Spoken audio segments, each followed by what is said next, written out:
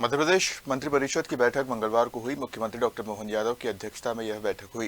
इस बैठक में कई अहम प्रस्तावों को मंजूरी दी गई।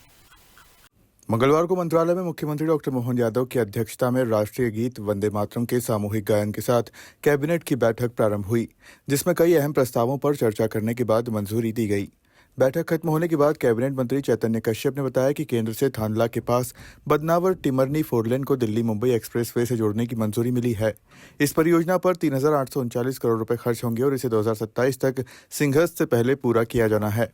लोक निर्माण विभाग के अन्य कामों को भी निरंतरता दी गई है, जिन पर 4,525 करोड़ रुपए खर्च किए जाएंगे। सिंघस 2028 की तैयारियों के तहत उज्जैन में चिमनगंज मंडी चौराहे से इंदौर रोड तक एलिवेटेड 2 लेन रोड का निर्माण किया जाएगा। इस पर 945 करोड़ रुपए की लागत आएगी। ये 5.5 किलोमीटर लंबा 2 लेन सिंघस के दौरान क्राउड मैनेजमेंट के लिए मुख्य मार्ग के रूप में उपयोग किया जाएगा। गेहूं के समर्थन मूल्य 2,585 पर 40 रुपए का अतिरिक्त बोनस देने को स्वीकृति प्रदान की है, जिससे अब खरीदी 2,625 प्रति क्विंटल की दर से होगी। आज मुख्यमंत्री डॉक्टर मोहन यादव जी की अध्यक्षता में कैबिनेट की बैठक संपन्न हुई। इस बैठक में माननीय मुख्यमंत्री जी द्वारा कुछ महत्वपूर्ण जानकारियां दी गई। उनमें महत्वपूर्ण रूप से जो बदनावर से 4 लेन टिमरनी थांदला के पास आदिवासी अंचल में दिल्ली मुंबई एक्सप्रेसवे 8 लेन को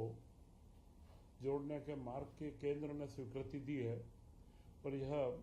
3600 करोड़ की 3839 करोड़ रुपए की लागत से 4 लेन सड़क बनेगी, जो औद्योगिक व वित्तीय व्यवस्थाओं के साथ में सिंहस के समय पूरे गुजरात और राजस्थान से एक बड़ी कनेक्टिविटी का आधार भी बनेगी। यह एक महत्वपूर्ण सौगात प्रधानमंत्री नरेंद्र मोदी जी के नेतृत्व में केंद्रीय कैबिनेट ने मध्य प्रदेश को एक बहुत बड़ी सौगात दी और जिसका 2027 तक ही 27 के अंत या सिंहस के पहले तक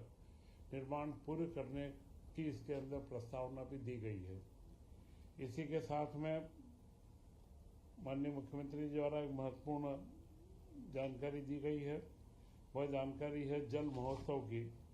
जिसका आज MOU केंद्र सरकार के साथ में भी हम लोग कर रहे हैं और यह जल महोत्सव 8 मार्च से 22 मार्च तक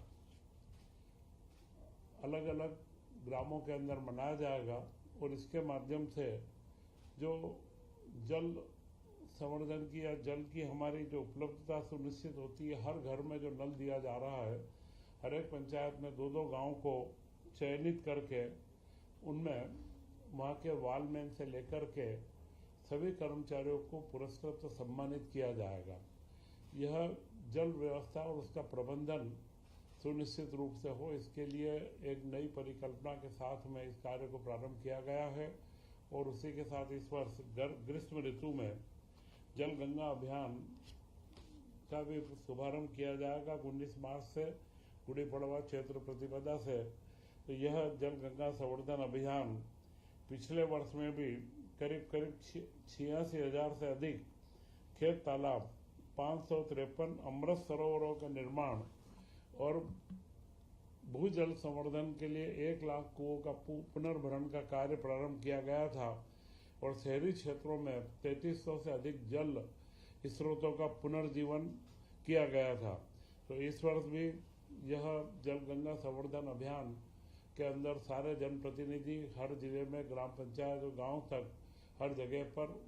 मनाया जाएगा। और कैबिनेट के अंदर आज महत्वपूर्ण रूप से जो निर्णय लिए गए हैं, उन निर्णयों के अंदर गेहूं उपार्जन का जो 40 रुपए का बोनस दिया गया है, वह मुख्यमंत्री जी की घोषणा थी, उसको कैबिनेट के द्वारा मंजूरी दी गई और वह 2625 रुपये में गेहूं का उपार्जन प्रारंभ कर दिया जाएगा और इसके लिए जो भी अतिरिक्त राशि की व्यवस्था है उसका पूरा व्यवस्था इसके अंदर की जाएगी। इसी के साथ उज्जैन में चिमनगंज मंडी चौराहे से इंदौर रोड तक एक एलिवेटेड 4 लेन सिंहस के अंदर व्यापक सुरक्षा के व्यवस्थाओं का निर्माण करना और उसी के साथ में अन्य सुविधाओं के साथ में महाकाल दर्शन व भीड़ के जो क्राउड मैनेजमेंट के अंदर जो एक महत्वपूर्ण रोड रहेगा, ये 5.5 किलोमीटर का 2 लेन का एलिवेटेड कॉरिडोर 945 करोड़ रुपए की लागत से बनाया जाएगा। इसकी मंजूरी भी आज दी गई है। रीवा जिले में पनवार माइक्रो सिंचाई परियोजना, जिसमें 7,500 के करीब 7,530 हेक्टेयर भूमि में सिंचाई होगी व इसमें करीब लागत 228 करोड़ रुपए की है